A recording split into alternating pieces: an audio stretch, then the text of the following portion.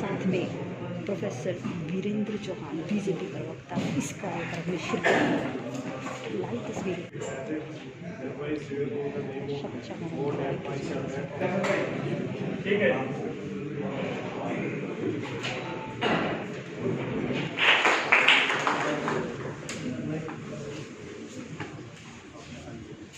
I, Gulpal Singh Bhatti, advocate, having been elected as General Secretary of the Bar Association Assam, do hereby swear in the name of God that I shall at all times abide by the Constitution, respect its ideals and institutions, and uphold the human right of all my fellow beings.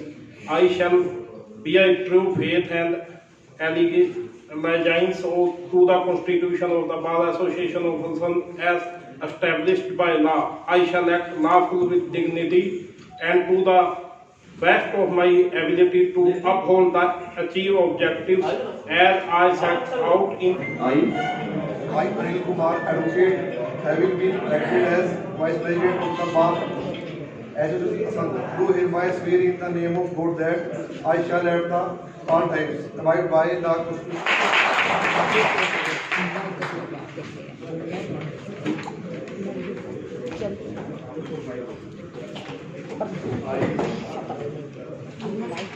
I, Chandrapal Rana, advocate, having been elected as President of Bar Association Assam, do hereby swear in the name of God that I shall at all times abide by the Constitution, respect its ideals and institutions, and uphold the human rights of all my fellow beings. I shall bear true faith and allegiance to the Constitution of the Bar Association as established by law.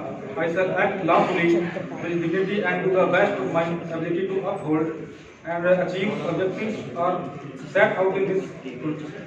Thank you.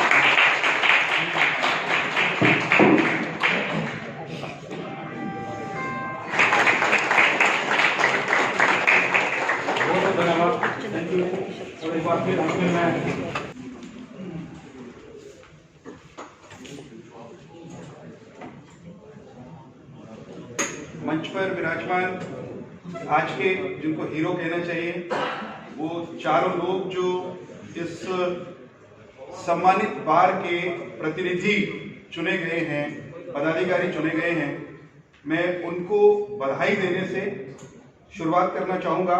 आज के मुख्य अतिथि महोदय को भी प्रणाम कहूँगा, उनका अभिनंदन करूँगा। करने में समस्या आती है, अगली बार जब हम आए तो एक एक्यूस्टिकली ब्रीटेड सभागार में बैठे, इस कामना के साथ आप सबका धन्यवाद।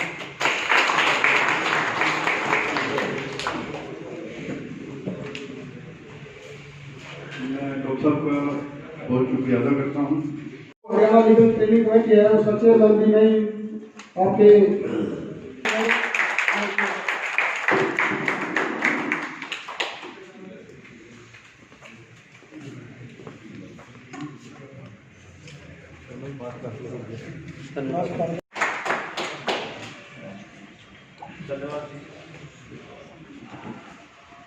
और मैं संजीव शर्मा जी और प्रदीप राणा जी से रिक्वेस्ट करूंगा कि डॉक्टर वीरेंद्र चौहान जी को सौंप निकल कर सम्मान करें। प्रदीप राणा जी।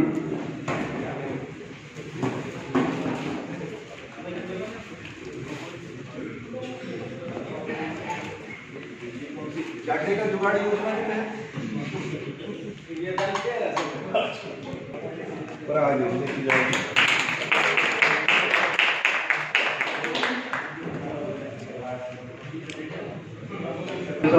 सुनील कुमार जी को शोर भेंटल का सम्मान करें। वीडियो बना लिया।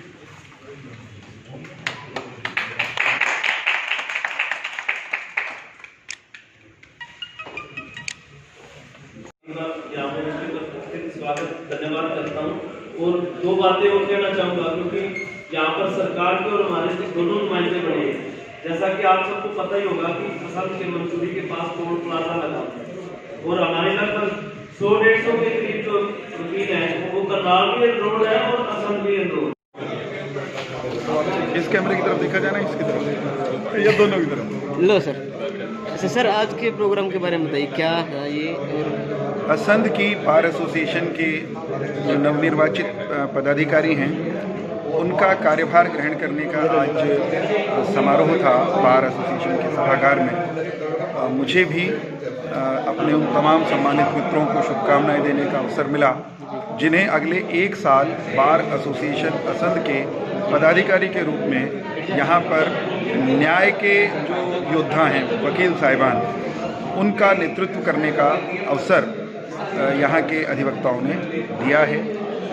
मैंने एक बार सबसे हाथ जोड़कर विनती की है कि चाहे संयुक्त राष्ट्र संघ हो या अंतर्राष्ट्रीय न्यायालय हो या फिर हमारे असंध की जो अदालत है, बिल्कुल ज़मीनी स्तर ग्रास रूट की जो अदालत है, यहाँ से लेकर वहाँ तक सारी न्याय प्रक्रिया का एक मकसद जरूर होना चाहिए कि कोई व्यक्ति संसार में असंध से लेकर और हेग तक ऐसा नहीं रहना चाहिए जिसको न्याय इसलिए ना मिले कि उसके पास पैसे नहीं थे, उसके पास साधन नहीं थे, वो दरिद्र था, गरीब था। ये संकल्प लेने का मैंने सभी वकील साहिबान से भी और विशेष रूप से बार के पदाधिकारियों से अनुरोध किया है कि वे ये कार्य जरूर करें, इस दिशा में जरूर सब सोचें। जो हमारी सरकार का अंत्योदय का नारा है कि समाज की आखिरी पंक्ति का आखिरी व्यक्ति, द लास्ट पर्सन, उसके साथ अगर उसके पास न्याय नहीं पहुंचा तो कोई विकास अपना अर्थ नहीं रखता, विकास के सारे मायने ध्वस्त हो जाते हैं। तो हम सबको मिलकर उसके लिए प्रयास करना है। सरकार भी कर रही है, न्यायपालिका भी कर रही है, सामाजिक संगठनों को भी यही करना है और मीडिया के मित्रों को भी मुझे लगता है इसी दिशा में काम करना चाहिए। जैसा कि आपने अपील की है कि जो सबसे पीछे पंक्ति में है उसको भी न्याय मिलना चाहिए।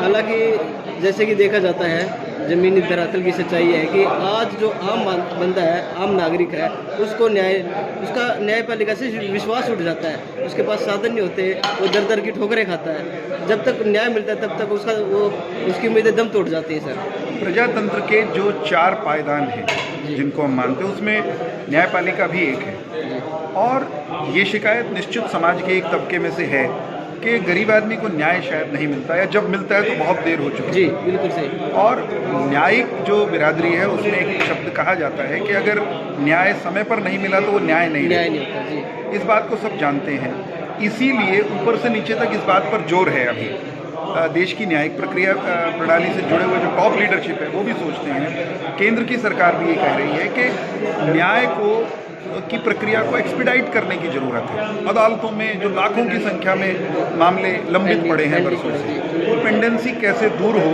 इसके लिए पुरजोर कोशिश वो हो रही है।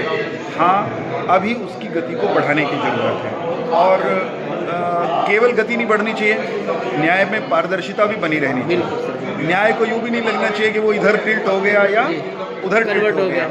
वो काम न्यायपालिका को स्वयं देखना है। हम न्यायपालिका को बहुत उपदेश देते हुए अच्छे नहीं लगते। चाहे मीडिया के बारे में भी हम कहते हैं कि मीडिया अपनी स्वतंत्रता की रक्षा खुद करे, न्यायपालिका अपनी निष्पक्षता की रक्षा खुद करे। तो ये इनबिल्ट मैकेनिज्म जो हैं उनको और मजबूत करने की ज़रूरत है, धीरे धीरे होनी चाहिए और उनको करने की जिम्मेदारी वहाँ पर जो जिम्मेदार लोग बैठे उनकी है। मान लीजिए असंध बार एसोसिएशन के जो आज पदाधिकारी चुने गए हैं, अब उनकी जिम्मेदारी है कि यहाँ कोई चूक नहीं होनी चाहिए। अगर यहाँ चूक होती है तो फिर सर्वोच्च न्यायालय में भी होगी और फिर वो वैश्विक स्तर पर भी हो जाएगी। ग्रास रूट पर परिवर्तन आना चाहिए, उसकी जिम्मेदारी का मुझे लगता है आज संकल्प सब लोगों ने लिया है। Thank you sir. शुक्रिया सर, सबसे पहले तो आपको उप प्रधान बनने पर बहुत बहुत शुभकामनाएं। तो सर, आज के बारे में बताइए, प्रोग्राम के बारे में, और किस तरह से ये चुनाव संपन्न हुए थे?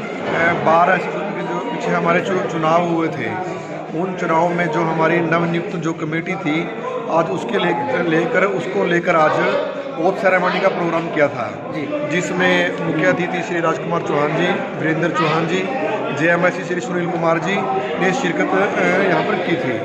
और आज मैं अपने बार एसोसिएशन के सभी साथियों का धन्यवाद करता हूँ और जिन्होंने जो हमें इतनी बड़ी जिम्मेदारी दी है। और हम आपके चैनल के माध्यम से मैसेज संदेश देना चाहेंगे कि जो हमें जिम्मेदारी दी गई है हम पूरी ईमानदारी से वो करेंगे और बार के हित में काम करेंगे। सर, इस सभा के अंदर कुछ लोगों ने जो बॉयकॉट किया है मंच के माध्यम से, उनके बारे में क्या कहोगे आप?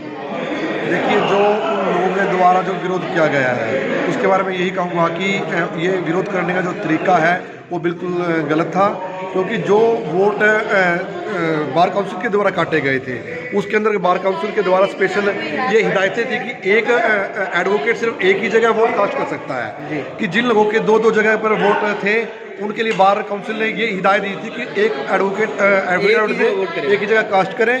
तो उसके लेकर इनके मन में जो मतभेद थे वो गलत है। सबसे पहले तो आपको बार एसोसिएशन का प्रधान चुने जाने की शुभकामनाएं। Thank you. तो सर, जो आप अब ये जिम्मेदारियों का दौर शुरू हुआ, इसके बारे में बताइए, कैसे कुछ निभाओगे? जिम्मेवारी क्या इस बार सोचा है? में सभी साथियों ने मुझ पर सौंपी है, जो विश्वास मुझ पर जताया है, उसके लिए मैं पूरी बार का आभार व्यक्त करता हूँ। और जो बार हित के जो कार्य हैं, चाहे वो लाइब्रेरी का हो, चाहे वो पार्किंग का हो, चाहे वो वकीलों की निजी समस्या हो, प्रोफेशन से संबंधित कोई समस्या हो, उसका हम मिलजुल कर उसका निवारण करेंगे। और हम कोशिश करेंगे कि बार काउंसिल की मदद से हमारी जो लाइब्रेरी है, इसकी जो बुक्स की जो कमियां हैं उनको पूरा करेंगे। और जो हमारे चैम्बर्स में उसके लिफ्ट की जो अभी अधूरी है चैम्बर्स में लगनी, वो लिफ्ट के लिए हम कोशिश करेंगे सरकार से ग्रांट के रूप में पैसे लेकर आएँ और लिफ्ट का जो है वो कार्य पूरा करें। और वकीलों की जो पार्किंग की जो समस्या है, अभी हमारी पार्किंग के जो पीछे चैम्बर्स के पीछे जगह बची हुई है, हम कोशिश करेंगे कि इसमें हम पार्किंग की जो बनवाएं वकीलों के लिए। और हम कोशिश करेंगे जो नए वकील इस प्रोफेशन में आते हैं, मैंने कल ही शायद पढ़ा था इलाहाबाद कोर्ट का शायद कोई फैसला था सरकार का, उन्होंने जो नए वकील जो प्रोफेशन में आते हैं उनको 2 साल के लिए 3,000 पर मंथ का उन्होंने कोई आदेश जारी किया है। मैं चाहूँगा कि हमारे हरियाणा में भी, हमारे इस बार में भी ऐसी कोई हम सरकार से कोई आदेश पारित कराएं कि जो वकील नए इस प्रोफेशन में आते हैं, जैसे कि मैंने अपने स्पीच में भी कहा था कि जो वकील कोर्ट में नए आते हैं उनकी जो आय होती है, जो इनकम होती है, वो बहुत ही कम होती है, ना के बराबर होती है। तो उसे शुरुआती दौर में 2-3 साल तक बड़ी आर्थिक तंगी का सामना करना पड़ता है। तो उसको देखते हुए मैं कोशिश करूंगा अभी अपनी पूरी बॉडी के साथ मिलकर सरकार तक अपनी ये बात पहुंचाऊं अपने वकील साथियों के लिए, ताकि उनकी कोई आर्थिक मदद हो सके। सर, बीच में कुछ लोगों ने जो आज के कार्यक्रम में बायो कार्ड किए थे, उनके बारे में क्या कहोगे? आखिर क्या वजह रही उनके ऐसे सभा में से उठ के जाने की? जो ये एक वोट से जो उनकी हार हुई है, तो ये उसका कारण है कि इस लिस्ट में, हमारी जो लिस्ट थी वोटर लिस्ट, उसमें 9 नाम ऐसे थे, लिस्ट में 9 वकीलों के नाम थे जिनकी डबल वोट थी जी, जिनकी यहाँ लिस्ट में यहाँ भी नाम था, उनका नाम जींद में भी था, पानीपत में भी था। और इसमें से 2 वोट जो है वो कास्ट हो चुकी थी, क्योंकि जींद और सफीदों 1 महीना पहले हमारे इलेक्शन हो चुके थे, तो वो 2 वोट वहाँ कास्ट हो चुकी थी। तो सिर्फ बार काउंसिल ने असंध के लिए नहीं, बल्कि हरियाणा और पूरे पंजाब में जो डबल वोटें थी, ट्रिपल वोटें थी, उनको लिस्ट से रिमूव कर दिया था। लेकिन बार काउंसिल ने इनकी रिक्वेस्ट पे उन वोटों के लिए सिर्फ एक निर्देश जारी किया था कि वोट जो है एक जगह कास्ट करें। तो वो वोट यहाँ कास्ट हुई हैं, 8 वोट थी, 8 में से 6 यहाँ कास्ट हुई हैं। उन्होंने पहले अपने एफिडेविट दिए हैं, और 2 वोट जो कास्ट हो चुकी थी उन्होंने अपने वोट कास्ट नहीं की है। तो उनका विरोध ये था कि बार काउंसिल ने जो डबल वोट का राइट है वो ख़त्म कर दिया।